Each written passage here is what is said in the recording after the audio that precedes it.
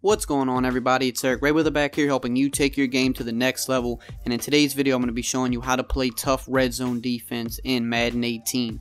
Now if this is your first time checking out one of my videos, go ahead and hit the subscribe button below.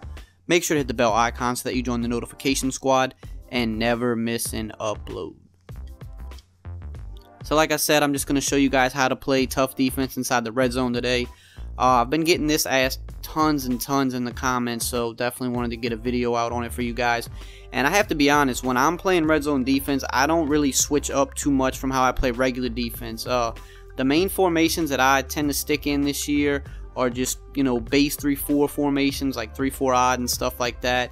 And then I'll go to like nickel 3-3-5 when I'm trying to dial up some pressure, or just switch up the personnel a little bit. But the 3-4 odd, cover 4, drop show 2, you see it online all the time. I've done a whole video on it. It's probably the best base defense in the game just because it contains the run and the pass well. I've said it tons of times on this channel, and it's no different in the red zone. Like when I'm in the red zone, this is what I go to 90% of the time. Sometimes I'll go Tampa 2, which I'll go over in a minute. But this is what I'm going to in the red zone because it's hard for people to move the ball on this. Like, your average online competitor, it's hard for them to move the ball on this in the open field. So in the red zone and inside that 10-yard line, it's even harder. The only thing I really do different with this in the red zone, instead of, usually I would just base a line and then shade underneath to put hard flats on the field if I'm using it anywhere else on the field. The only thing different I do in the red zone is I'm going to press, because I don't have to get worried about getting beat deep, getting bombed. And I definitely like to crash the defensive line either down or up. If I'm going against like a shotgun set, for example, like right here in the red zone, I would crash the defensive line to the left because the running back's on the right. So if he were to get an inside zone, he's either going to go up the middle or to the left. So I want to crash the line that way just so it makes it a little bit harder on him. Now, if the running back was on the left, then I would just crash the line to the right. Now, if they were under center, then it's just different. I would either crash down or crash to the side that I think they might be running to. But since this is a shotgun and he's on the right, I'm going to crash left. So, I might manually bring the safeties down a little bit more, just in case he does run, they're in the box. And then you just have to use her over the middle. Like, this is your job. Use her over the middle and wait for the block shed to kick in. I mean, you see there's nothing immediately open and he gets sacked. I'll go to the replay here, and you could just say, oh, well, you're holding on to the ball. But, I mean, there's nothing open. There's literally nothing is open at any point in this play. There's nothing open. As long as you're using over the middle and staying with, whoever could potentially be a threat, the block shed will get there. The only other step that you might want to do is you might want to put somebody in a spy. And that's just depending on if you're going against someone that has a scrambling quarterback or something of that nature. If they have like a Russell Wilson or something, or they've shown that they're going to scramble, then yeah, throw somebody in a spy. And then that just means you're going to have to cover a little bit more ground over the middle. But that's about it. And if, like I said, if they go to run the ball, well, it's a cover 4.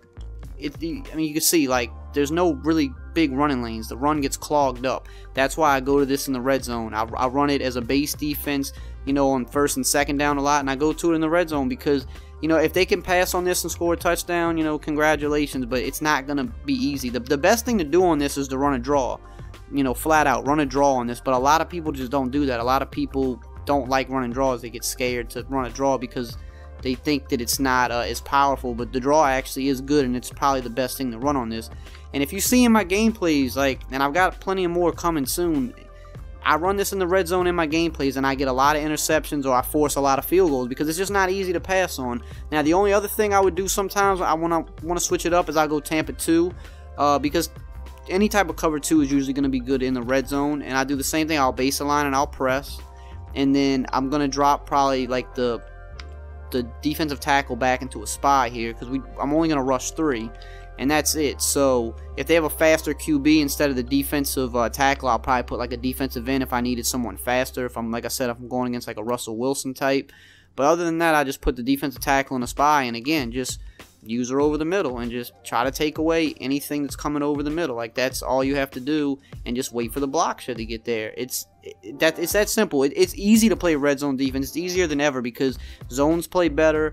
When you get inside that 10-yard line in Madden, it's just extremely hard to score. So as long as you're running like cover 4, shade underneath, press, or run cover 2, press, and just your only thing is you have to be able to use or just that small area over the middle of the field. You have to take that away. If you can't take that away, then people are going to be able to score on you. As long as you can sit over the middle and take, you know, the quick reads away, they're going to either take a coverage sack, or they're going to throw the ball away, or they're going to force a bad pass. And every once in a while they might thread the needle, and you live with that. But if you just run these two defenses inside the red zone, mix them up, you're going to force a lot of field goals, you're going to force some turnovers, you're going to force, you know, a lot of sacks. If you watch my gameplays, you see it. In the red zone, people have a hard time scoring on me. Most of the time when people score on me, it's a big play, like coming from outside the 20. A lot of people don't get touchdowns on me once they get inside the 15. So just implement this into your game plan.